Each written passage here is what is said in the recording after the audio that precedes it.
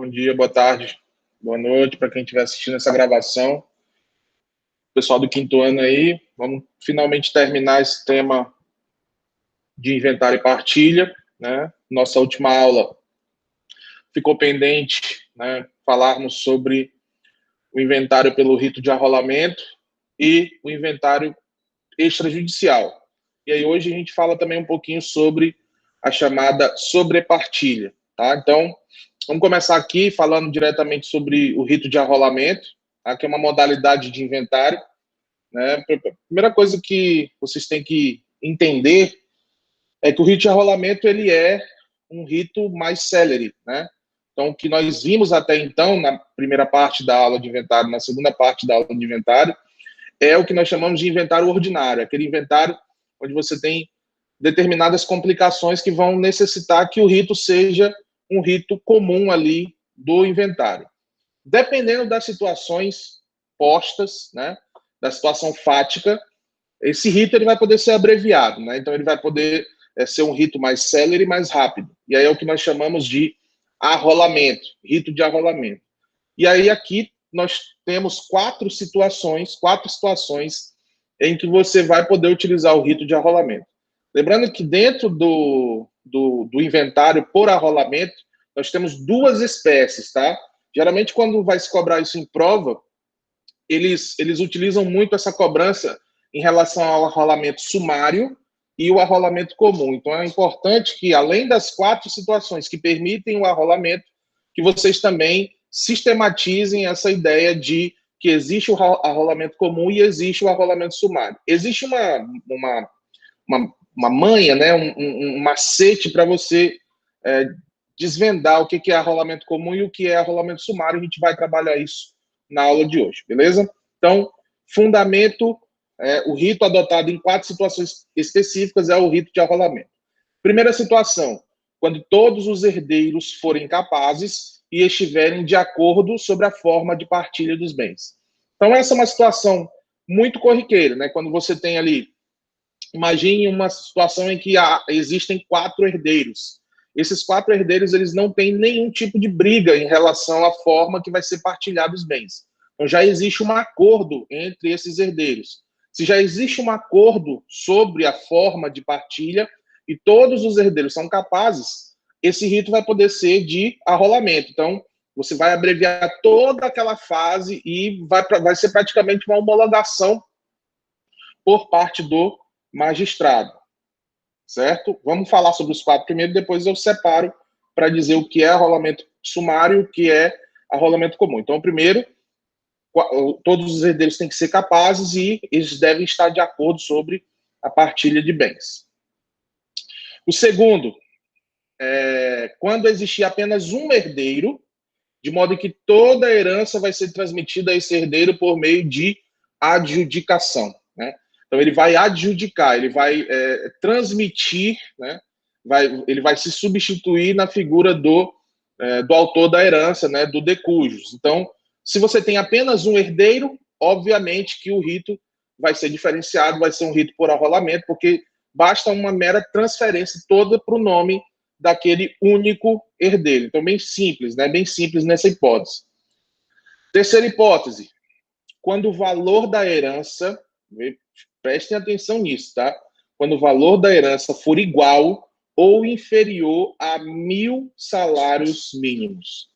Herança igual ou inferior a 1.000 salários mínimos, o rito é de arrolamento.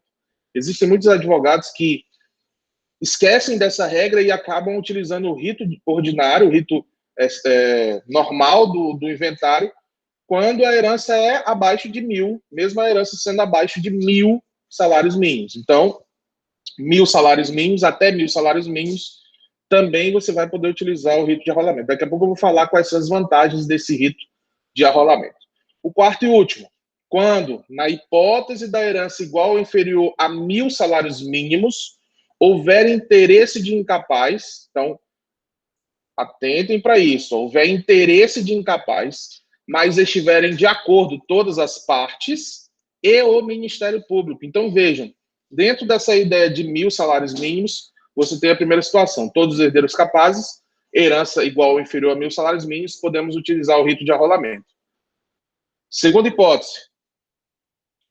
Hipótese de herança inferior ou igual a 1.000 salários mínimos, havendo um incapaz, mas endossado pela ideia de que o Ministério Público concorda com aquela forma de partilha.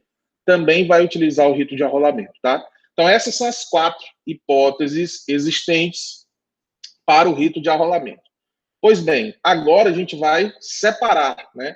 Separar as formas de arrolamento. Nós temos o arrolamento comum, e o arrolamento sumário, tá?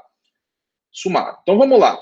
O arrolamento comum, que é chamado aqui de o primeiro, é empregado para as 2 hipóteses em que o valor da herança não supera o montante de 1.000 salários mínimos, tá? Então, repetindo, tá? Anotem isso aí. Por quê? Porque no slide aqui tá colocado, mas seria bom vocês sistematizarem. São duas situações aqui de 1.000 salários mínimos. E esse é o macete para você saber o que é o arrolamento comum. Soube o que é o arrolamento comum, o restante vai ser sumário, tá? O restante vai ser sumário. Então, olha como é fácil. Eu tenho 2 hipóteses, do 664 e 665, quando a herança for igual ou inferior a 1.000, quando a herança for igual ou inferior a 1.000 e houver interesse incapaz. Então, aqui, essas C e D, elas são o que nós chamamos de arrolamento comum. Beleza? Já o segundo, descrito ali no 659 a 663, é utilizado para o caso de partilha amigável de herdeiros capazes ou para hipótese de adjudicação. E aí é o que nós chamamos de arrolamento sumário. Então, simplificando aqui, a letra A e a letra B, arrolamento sumário. Letra C e letra D, arrolamento comum. Simples assim, não tem dificuldade, tá, pessoal? Não tem dificuldade, né? Isso aqui, se você consegue identificar que as hipóteses de 1.000 salários mínimos, né, igual ou inferior a 1.000 salários mínimos, você vai ter o arrolamento comum, você vai saber que o restante vai ser arrolamento sumário, beleza? Bom, agora vamos falar sobre o arrolamento sumário, né? Vamos falar um pouco sobre o procedimento do arrolamento sumário e as suas especificidades, beleza? Bom, o arrolamento sumário ele vai se iniciar por petição inicial, em que os herdeiros em litisconsórcio ativo necessário, né? Então, vamos trabalhar aqui primeiro isso aqui. Por que esse arrolamento sumário necessita que o litisconsórcio ativo, polo ativo, autores, ele tem que ser necessário? Por que ele é obrigatório? Por que esse litisconsórcio é obrigatório? Por quê? A resposta é muito simples, né, senhores? Se o código fala que todos os herdeiros devem estar de acordo com a forma de partilha, significa que eles vão ajuizar a ação em conjunto. Geralmente, normalmente, é muito comum que sejam com o mesmo advogado. Tá? Então, o mesmo advogado representando todos os herdeiros, ele vai ajuizar a ação de inventário, né, pelo arrolamento sumário. Todos os herdeiros devem constar no polo ativo da ação. Tá? Então, se um dos herdeiros não concorda com a forma de partilha, não há que se falar em arrolamento sumário. Por isso que é necessário, né? É um litisconsórcio ativo necessário, beleza? E aí, dentro dessa petição inicial, eles vão requerer ao juiz a nomeação do inventariante que designarem, né? Então, vejam, todos estão de acordo. Então, eles vão designar o inventariante, obviamente, né? Então, são 4 herdeiros, os 4 figuram no polo ativo, um deles vai figurar, um deles vai ser o inventariante. Ele também, nessa petição inicial, você vai ter a declaração, né, dos títulos dos herdeiros, os bens do espólio, observado o disposto no artigo 630. Eles vão atribuir o valor dos bens do espólio para fins de partilha, né? Deverá, evidentemente, acompanhar inicial a certidão de óbito, né, que é um documento indispensável para a propositura da ação, e o comprovante de recolhimento das custas, quando exigível, né, se você não estiver sendo patrocinado pela Defensoria Pública, tem que pagar as custas, salvo se você conseguir aí os benefícios da justiça gratuita, ok? Vejam só, no arrolamento sumário, no caso, né, não há a figura das primeiras ou das últimas declarações, tá? Então, esse é um ponto importantíssimo. Você tem, no arrolamento sumário, você tem apenas uma petição inicial. Essa petição inicial, ela já traz todas as informações. Então, você não tem as primeiras declarações e nem últimas declarações, ok? O inventariante é nomeado, seguindo a indicação dos próprios herdeiros em comum acordo. Cumpre, então, a esse inventariante apresentar o quê? O plano de partilha, previamente acordado pelos herdeiros, ou, se for o caso, né? Se for o caso de um único herdeiro, o pedido de adjudicação, tá? Então, muito cuidado. No arrolamento sumário não tem primeiras declarações, tá? Não tem primeiras declarações e nem últimas declarações. Simples assim, apresenta o plano de partilha, o juiz homologa o formal de partilha e divide os bens. Agora vamos falar do arrolamento comum e as especificidades desse arrolamento, tá? Dessa modalidade de inventário. No arrolamento comum, a petição inicial ela é apresentada da mesma forma como ocorre no arrolamento sumário. Você vai ter a descrição dos títulos dos herdeiros, bens do espólio, requerendo-se a nomeação do inventariante. Acompanhará a petição inicial a certidão de óbito do autor da herança e o comprovante de recolhimento das custas, beleza? Simples, né? Nomeado o inventariante, segundo as prescrições do artigo 617, cabe a ele, aí olha só, não tem prestação de compromisso, tá? Não tem aquele compromisso do rito normal, não tem aquele compromisso. Então, aqui, né, não está dando para selecionar, aqui não tem prestação de compromisso, mas no arrolamento comum tem primeiras declarações.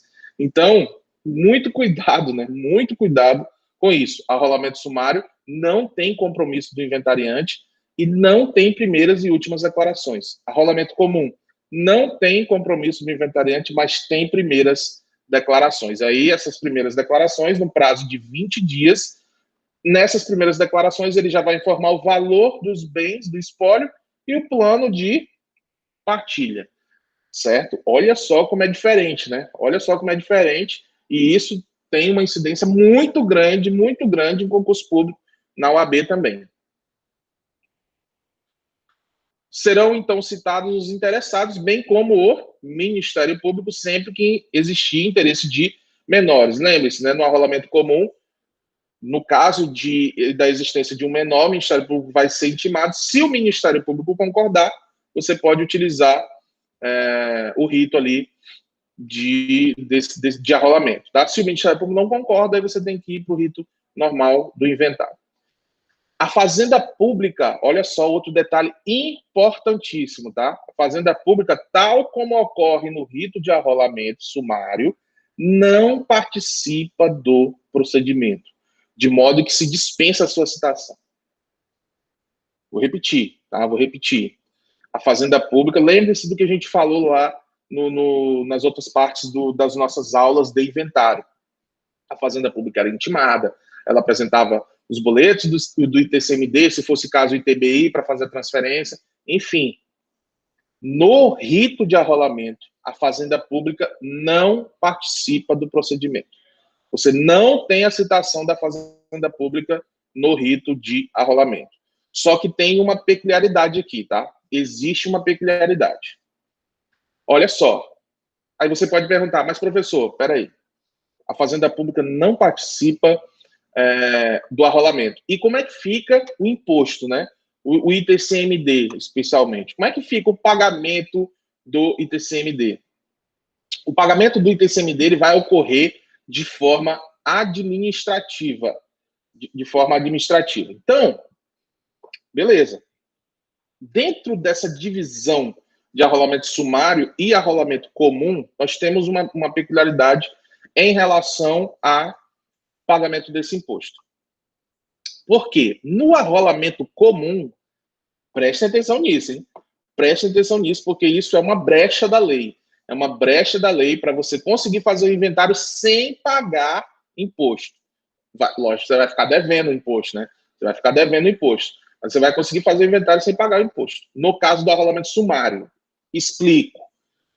No arrolamento comum, para você iniciar o arrolamento, né, para que você tenha a partilha julgada e o juiz determinando a expedição do formal de partilha, para você transferir os bens para você poder vender os bens, você tem que pagar esse tributo administrativamente. E aí você tem que mostrar no processo, você tem que trazer um comprovante do pagamento desse tributo ao processo. Isso é um requisito do arrolamento comum. No arrolamento comum, você tem que demonstrar para o juiz que você já pagou o tributo de forma administrativa, ok?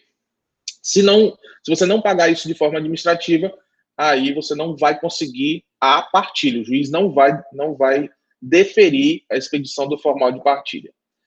Porém, no arrolamento sumário, essa exigência não precisa. E por que essa exigência não precisa? Porque não tem previsão legal. Não tem previsão legal de você ser obrigado a apresentar o pagamento administrativo. Então, naqueles dois casos de arrolamento sumário, você vai pagar de forma administrativa. Fazenda Pública não participa. Mas você não precisa comprovar esse pagamento em juízo. Ou seja, você pode fazer o inventário, vai terminar o inventário, você vai adjudicar os bens ou fazer a transferência para os herdeiros que estão de acordo, beleza? Ok? E essa dívida tributária, ela vai ficar pendente. E aí, a PGE, se quiser que, né, lógico, né, se os herdeiros estiverem de má fé e não quiserem pagar, quiser burlar o sistema, usa o inventário, o arrolamento sumário, não paga o tributo, e aí a PGE, por meio da sua Procuradoria Fiscal, vai ter que ajuizar, né, uma execução fiscal, no sentido de cobrar aos herdeiros esse determinado tributo. Antigamente isso era muito comum, né? Muito comum, a PGE não fazia muito isso, né? Não fazia muito.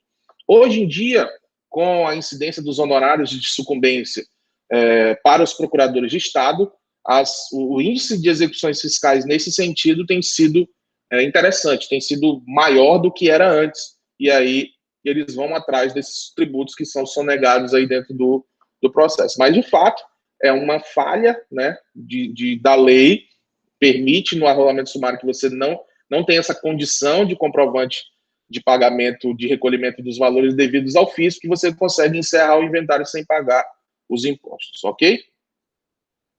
Vamos avançar.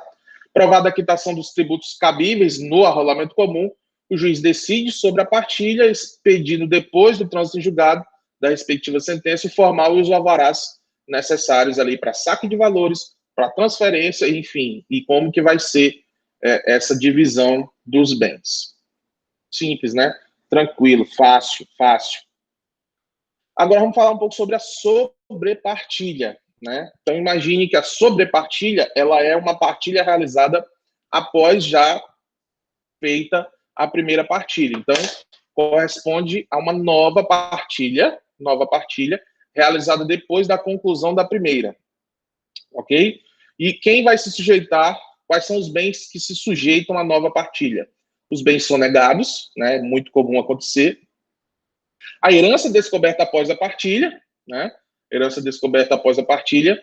Os bens litigiosos, assim como os de liquidação difícil ou morosa. Aí vocês vão ter que lembrar, né, quando estávamos falando sobre dissolução parcial de sociedade, né? Lembrem-se, se vocês forem lá no vídeo, né, para assistir essa parte de dissolução parcial de sociedade, eu falo naquele vídeo que as cotas, né, daquele sócio que foi excluído ou que exerceu o seu direito de retirada do recesso, no caso excluído por causa da morte, né, essas cotas elas poderiam não integrar o inventário. Por quê? Porque ia causar uma demora exacerbada. Então, você poderia fazer uma sobrepartilha depois. Tá? Então, os bens litigiosos aqui seriam esse caso. Situados em lugar remoto da sede do juízo, onde se processa o inventário. Beleza. Dentro dessa ideia de sobrepartilha, aquele herdeiro que não foi citado, o herdeiro que surgiu depois, né? Imagine o filho fora do casamento descobre, né, o pai dele, depois de muitos anos, já foi feito o inventário, já foi feita a partilha, né? Então ele entra aqui no inciso 1 de sonegado, né? Então ele vai fazer uma sobrepartilha, dizendo o seguinte: olha, eu sou herdeiro, então eu também tinha direito à partilha, então eu quero uma nova partilha para que os meus irmãos, digamos assim, né, me passem a parte que eu tenho direito. Então, eram 4 pessoas, cada uma com 25%. Aí surge um quinto irmão 2 anos depois. Aí ele vem, olha, eu quero a minha parte. Então, essa divisão não é mais 25%. Você tem que fazer uma divisão por 5 e não por 4. Beleza? Seria esse o caso também. Vês que a sujeição à sobrepartilha não é exclusiva de bens não arrolados nas primeiras declarações ou desconhecidos à época da abertura de inventário. Ingressam nesse procedimento, a par dos bens desconhecidos, todos os bens que obstruiriam o rápido andamento do inventário por sua litigiosidade ou pela dificuldade em sua avaliação e descrição. É exatamente aquilo que eu estava falando, né? Na dissolução parcial de sociedade, você sabe que tem uma cota, você sabe que é um bem oneroso, vai gerar um bom dinheiro, mas se você for esperar a resolução da dissolução parcial de sociedade, enquanto tramita o inventário, isso vai tornar o inventário, que já é um processo bem demorado, muito mais demorado do que o normal. Então, nesses casos, você pode esperar até a dissolução ser concluída para depois, então, fazer essa sobrepartilha sem problema nenhum. E aí, por fim, né, meus caros, o inventário extrajudicial. Inventário extrajudicial.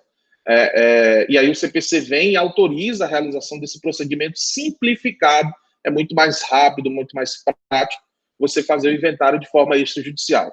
Esse inventário ele é feito em cartório. Ele é feito em cartório e ele não depende de nenhuma manifestação judicial. Então, ele não vai depender do endosso do Poder Judiciário. Ele vai poder ser...